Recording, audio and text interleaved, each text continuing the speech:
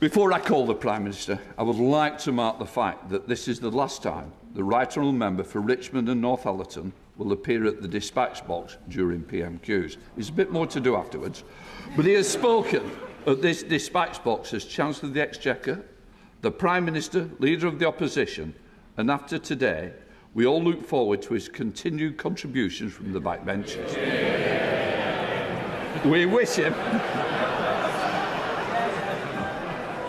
We wish him and his family well in the future endeavours. And I say personally, thank you for a working relationship.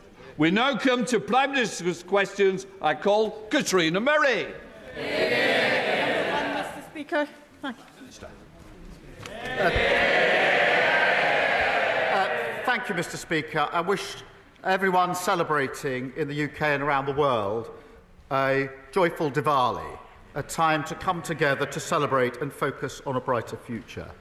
Last Diwali, the Leader of the Opposition and his family lit the deers outside 10 Downing Street. It was a significant moment in our national story. The first British Asian Prime Minister is a reminder that this is a country where people of every background can fulfil their dreams, and it makes us all proud to be British. Mr. Speaker, as you've just referenced, as this is our last exchange across the dispatch boxes, I wanted to take this opportunity to thank the Leader of the Opposition for his service. Now, of course, we've had political disagreements, ideological differences, we've argued at some length. But I want to thank him for his hard work, for his commitment, and for his decency in everything that he has done. And I too wish him and his family the very best for whatever the future may hold for them. Mr. Speaker, this morning I had meetings with ministerial colleagues and others. In addition to my duties in this House, I shall have further such meetings later today. Katrina Murray. Thank you, Mr. Speaker, and I'd like to associate myself with the remarks made by the Prime Minister. Cumbernauld, in my constituency, was promised an elective and diagnostic treatment centre by the Scottish Government in 2021. This has continued to be delayed and is now alleged to be mothballed. What assurances can the Prime Minister give me that any Barney consequentials from today's budget are used to benefit my constituents and not be held on to by the Scottish Government? Well, I thank my honourable friend for her question. I'm sorry to hear about the delays affecting her constituents. The party opposite oversaw years of mismanagement and chaos, and the impact on Scottish NHS is evident. This Labour government is committed to delivering for the Scottish people, including making sure that we have an NHS fit for the future. And the Chancellor will set out details in just a few moments. Leader of the Opposition, Rishi Sunak. Mr. Speaker, thank you for your kind words, and indeed thank you to the Prime Minister for his kind words. Indeed, no Prime Minister looks forward to PMQs, but I always did like this pre-budget one, because it was, for a change, nice not to be the main event and just the warm-up act. But as you said, Mr. Speaker, today is my last appearance at PMQs, and I'm happy to confirm reports that I will now be spending more time in the greatest place on earth, where the scenery is worthy. The scenery is indeed worthy of a movie set, and everyone is a character. That's right, Mr. Speaker. If anyone needs me, I will be in Yorkshire. So, and as an adopted Yorkshireman, I'm particularly looking forward to doing the coast-to-coast walk that runs through my constituency and many others. Since 2015, we've made significant progress with a campaign to make it a national trail, and indeed, Natural England are close to concluding their work. So, can I ask the Prime Minister to ensure that the coast-to-coast does indeed become Britain's greatest national trail, and in preparation for my return to the backbenches, would he meet with me to discuss it?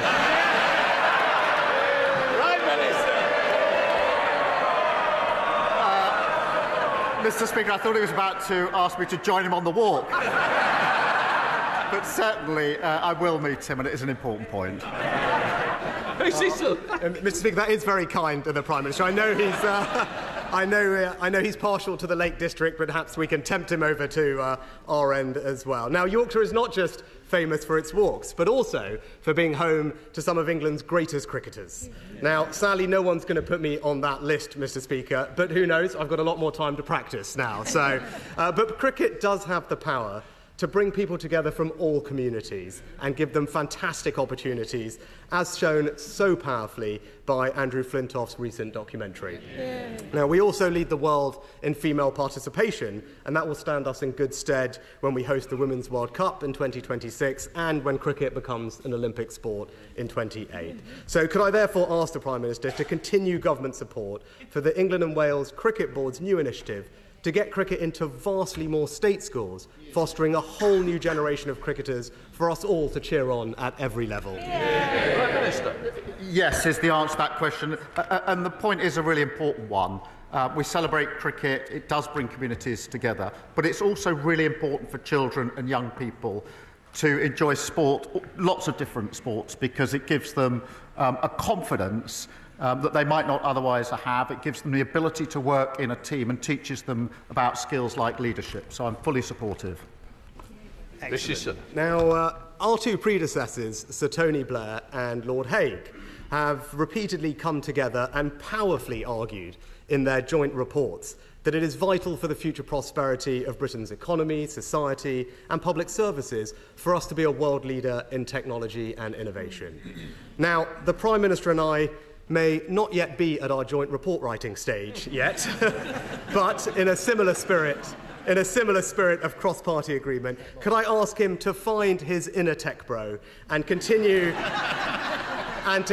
to support emerging British tech businesses and establish our country as the home of AI growth and innovation? Prime Minister. Yes, and this is a really important point.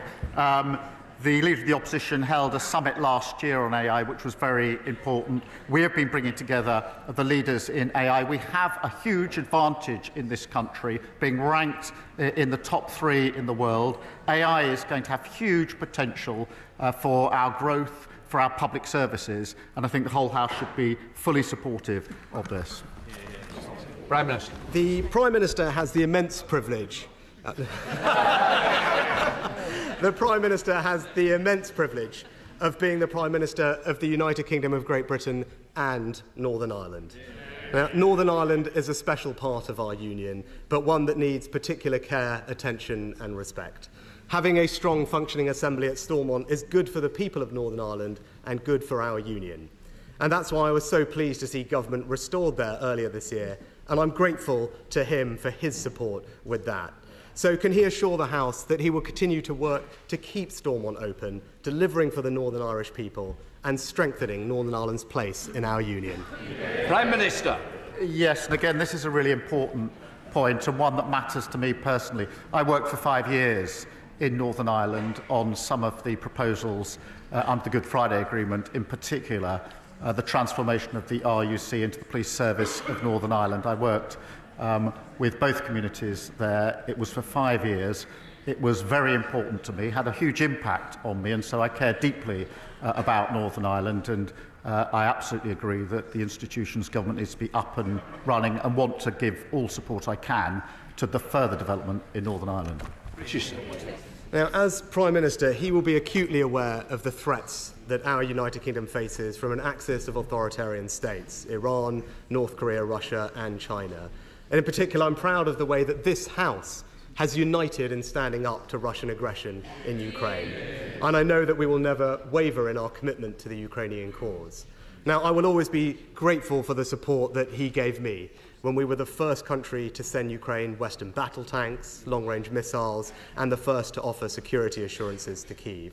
So in light of the threats that we face, can I urge him to always maintain the strength of the transatlantic alliance and ensure that NATO remains the bedrock of Western security, with the United Kingdom playing a leading role?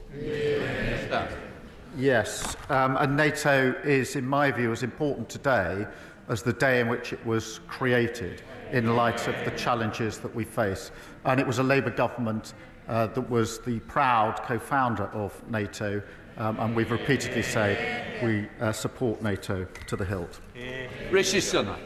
Well, finally, Mr. Speaker, Tomorrow is Diwali, and I became leader of my party during Diwali, and I now stand down during that same festival. So I'm proud to have been the first British Asian Prime Minister, but I was even prouder that it was not that big a deal. And that speaks volumes about the values of the British people, of our country, and of this Parliament. So will the Prime Minister join me in applauding the kindness, decency and tolerance that has always been the British way? Yes, and I meant what I said when I said that we were all proud to see him standing there as Prime Minister representing our diverse country. We were all proud. I think everybody in this House was. So I thank him for that. And his last question, final question as leader of the opposition, although judging by the speed with which his party goes through leaders, he may be back here before too long. But in the meantime, I'm sure he'll be a great champion for the people of Richmond. But, Mr. Speaker, finally, I'm sure he won't mind me disclosing to the House the contents of a letter that he wrote to me this week. My answer to it is clear. Yes, I will arrange for him to meet the relevant minister about the A66 that runs through his constituency. Dave Begg-Hillier. Thank you, Mr. Speaker. Mr. Speaker, in Hackney, nearly 4,000 children who could fill 8 primary schools are in temporary accommodation, many outside London. This is bad for their future opportunities. It's ripping apart our communities. I welcome the government's pledge to build new homes, but will he ensure that those who cannot have a roof over their head are a top priority in that long queue for new housing? Prime Minister. I thank you for raising this issue. It is a source of national shame that there are just under 1.3 million households on a social housing waiting list, including, I think, 8,000 of them in Hackney.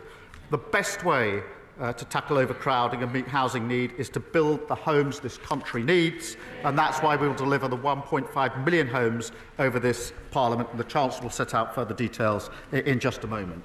Leader of the Liberal Democrats, Sir Ed Davey. Thank you, Mr. Speaker. Can I associate myself with your remarks and the remarks of the Prime Minister about the right honourable gentleman, the member for Richmond and Northallerton, and thank him for his service and wish him and the whole country a happy Diwali. Despite our political differences, I've always felt a certain kinship since the general election, when he was the only other party leader to get as wet as I did.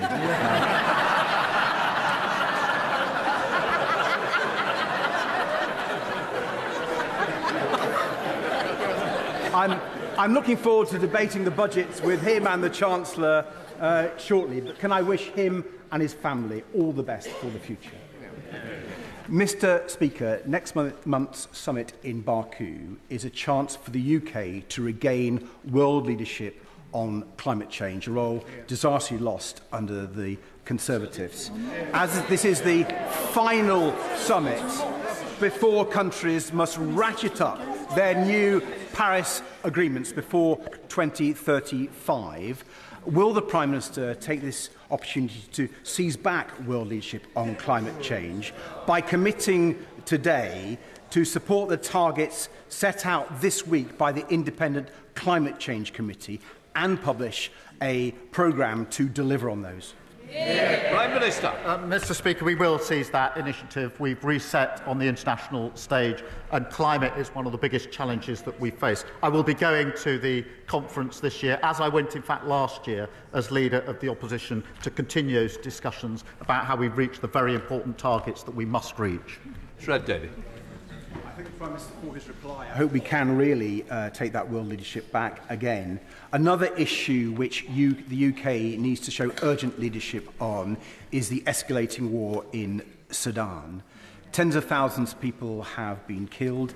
11 million Sudanese have had to flee from their homes, Mr. Speaker. The reports of mass killings and horrifying sexual violence against women are truly stomach-churning. So when the UK takes over presidency of the UN Security Council this Friday, will the Prime Minister make it a priority to secure a new resolution on preventing future atrocities, including a no-fly zone to stop the Iranian drones?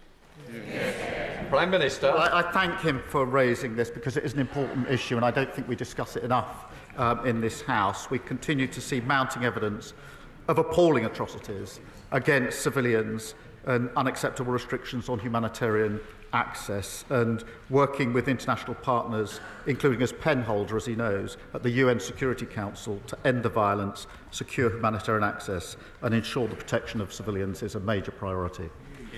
Rachel Bascom. Thank you, Mr. Speaker. It is this Labour government in setting up a child poverty task force which is determined to move 4.3 million children in poverty today into a better future. However, we also inherited 2.1 million older people in poverty. So will my right honourable friend, the Prime Minister, agree to setting up a pensioner poverty task force so that older people don't have to worry about paying for their housing, food and heating costs, and ensure that they have dignity in later life? Prime Minister. Mr. Speaker, the scale of poverty that we inherited in this country is truly appalling, with over 4 million children now growing up in low-income families. We'll deliver on our manifesto commitment to tackle child poverty, as we did last time in government, and we'll publish our strategy in the spring. Colin Denny. Thank you, Mr. Speaker. The ICJ has mandated that Israel ensures access to life-saving aid in Gaza under Article 2 of the Genocide Convention, yet the Israeli government has voted to effectively block its delivery. As a human rights lawyer, does the Prime Minister agree that banning UNRWA is a breach of international law? And how much more evidence does he need before calling out what is happening as a genocide and acting in line with the UK's responsibilities as a signatory of the Genocide Convention? Minister. I'm very worried and concerned about the decision that's just been taken by the Parliament in relation to UNRWA. There's a humanitarian catastrophe in Gaza, and that decision will only make it much worse, which is why I've expressed my concern about it already before today and will continue to do so. It needs to be reversed. It needs to be reversed very, very quickly indeed.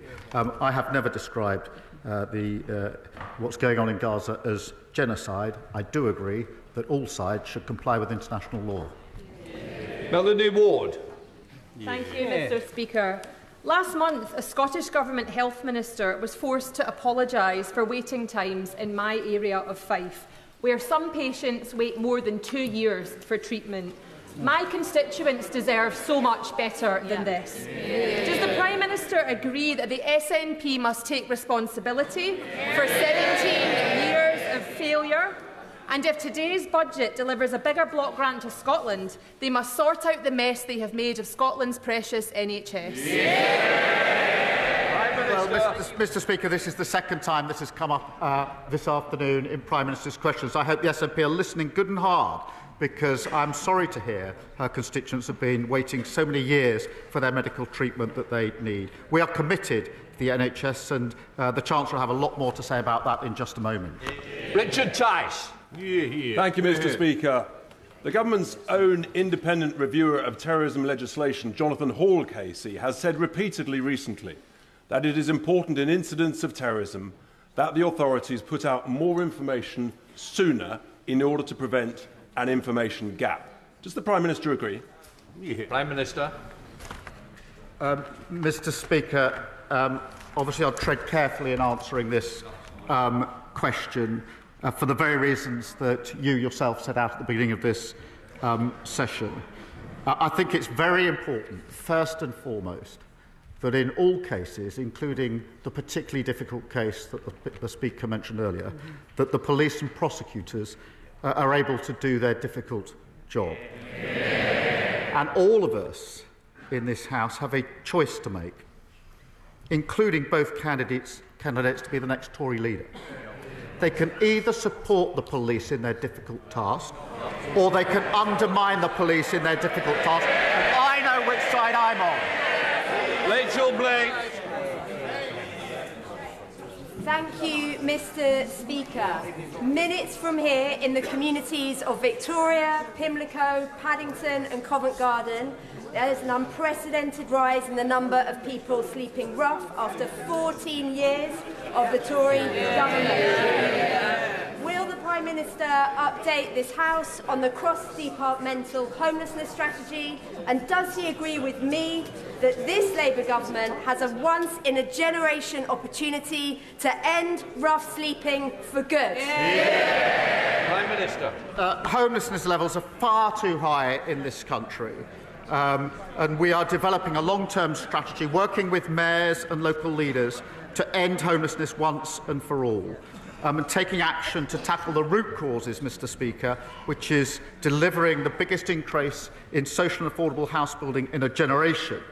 And we, of course, have picked up where the party opposite failed by abolishing no-fault evictions, preventing many renters ending up homeless.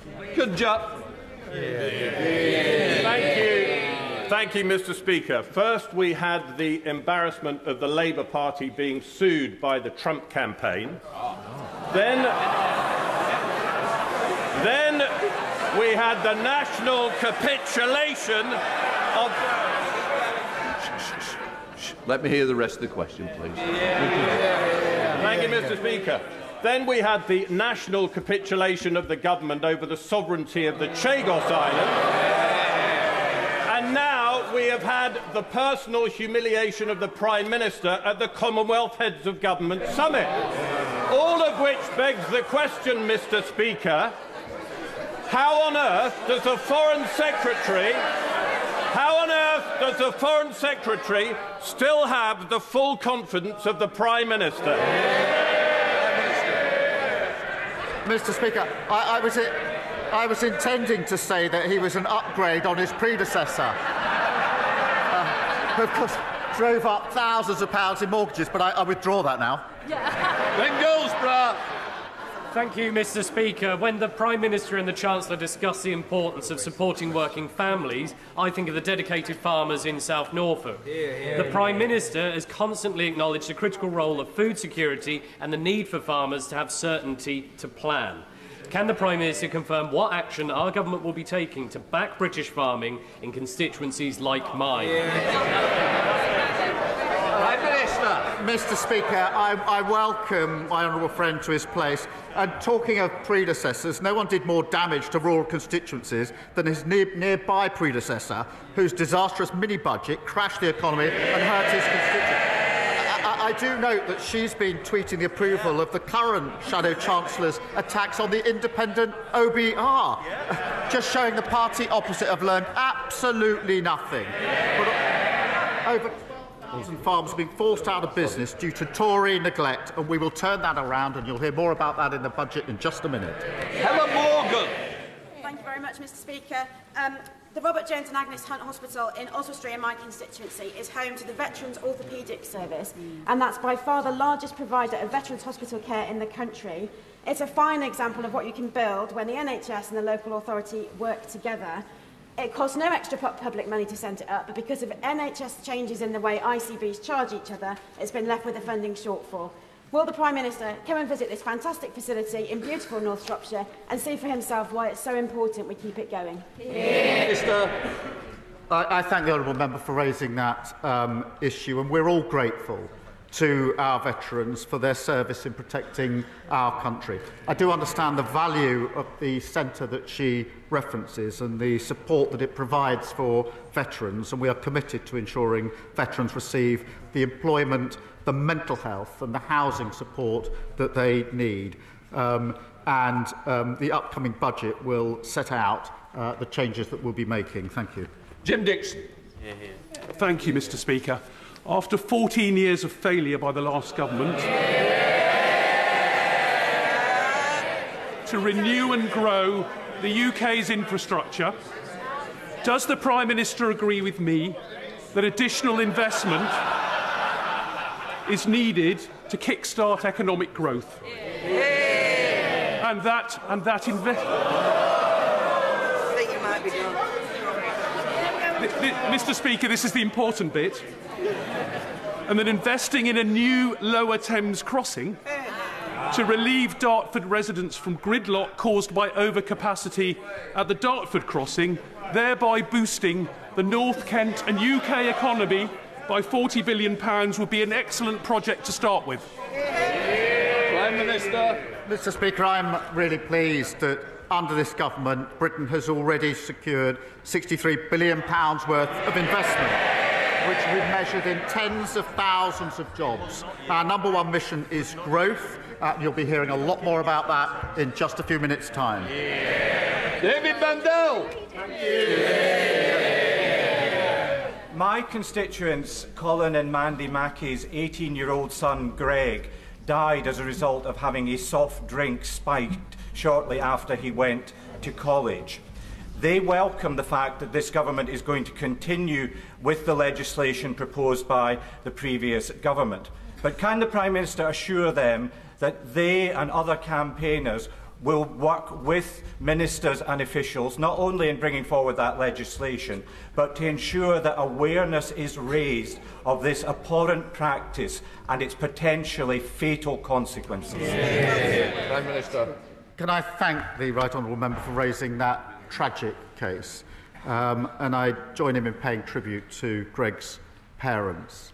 Their tireless work to raise awareness of spiking, to support victims and call for changes in the law is inspiring, given what they've been through. This government will act. We will make spiking a specific criminal offence to better protect victims and support the police in tackling these crimes. Thank you. Alex Baker. Thank you, Mr. Speaker. In Farnborough, our leisure centre was knocked down by the Conservative Council, who made empty promises to replace it with an expensive civic hub with no viable plan to pay for it. Will the Prime Minister help secure the funding that Rushmore Council needs to rebuild our leisure centre so that Labour can start delivering change after years of Tory failure? Prime Minister. Can I welcome my honourable friend to her place? I think she's the first Labour MP for Aldershot ever, and she's doing a superb job for her constituents. Rushmore Borough Council was left with a shortfall of over £19 million over the last 4 years. And the running down of local services has been one of the most painful features of the last 14 years. We will work hand in hand with councils, including multi-year funding settlements, and with local leaders to develop and make sure the services that are needed are there. Final question, Mark Francois. Thank you, sir. Prime Minister, you mentioned veterans a few minutes ago. As we approach Remembrance Tide, one group of veterans we all owe a great debt to are those who served during the Troubles in Northern Ireland. Hundreds were killed. Thousands were maimed by both Republican and so-called loyalist bombs. Many of those veterans now in the autumn of their lives. And yet you're proposing to repeal the Northern Ireland Legacy Bill, which was designed in part to protect them from endless investigation and reinvestigation. Why, sir, are you throwing those veterans to the wolves to pander to Sinn Féin? Can I just say, the honourable member's been here for a long time. You is not me. I don't want it to be me. Please, Prime Minister. I'm not.